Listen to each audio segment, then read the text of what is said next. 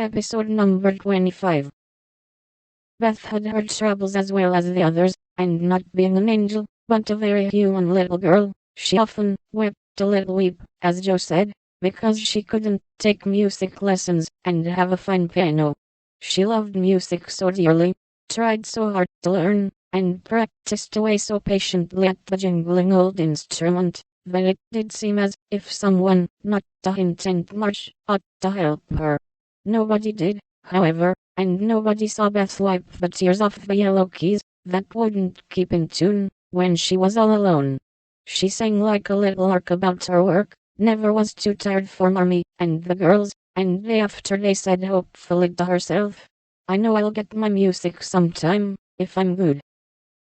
There are many Beths in the world, shy and quiet, sitting in corners till needed, and living for others so cheerfully that no one sees the sacrifices till the little cricket on the hearth stops chirping, and the sweet, sunshiny presence vanishes, leaving silence and shadow behind. If anybody had asked Amy what the greatest trial of her life was, she would have answered at once, "My nose."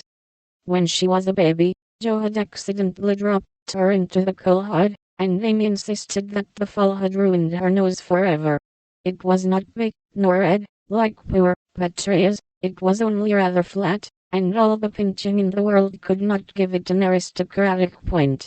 No one minded it, but herself, and it was doing its best to grow, but Amy felt deeply the want of a Grecian nose, and drew whole sheets of handsome ones to console herself. Little Raphael, as her sisters called her, had a decided talent for drawing, and was never so happy as when copying flowers, designing fairies, or illustrating stories with queer specimens of art. Her teachers complained that, instead of doing her sums she covered her slate with animals, the blank pages of her atlas were used to copy maps on, and caricatures of the most ludicrous description came fluttering out of all her books at unlucky moments. She got through her lessons as well as she could, and managed to escape reprimands by being a model of deportment. She was a great favorite with her mates, being good-tempered and possessing the happy art of pleasing without effort. Her little airs and graces were much admired, so were her accomplishments, for besides her drawing, she could play 12 tunes, crochet, and read French without mispronouncing more than 2/3 of the words. She had a plaintive way of saying, "When Papa was rich we did so and so," which was very touching, and her long words were considered perfectly elegant by the girls.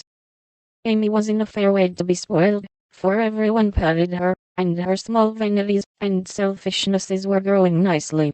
One thing, however, rather quenched the vanities. She had to wear her cousin's clothes.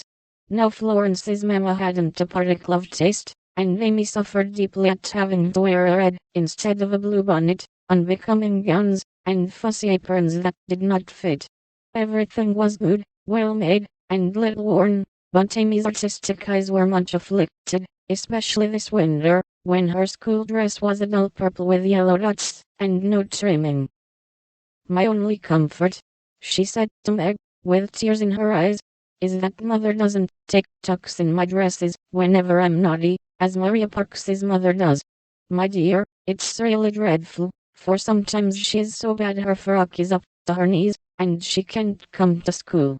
When I think of this degradation, I feel that I can bear even my flat nose and purple gown with yellow skyrockets on it."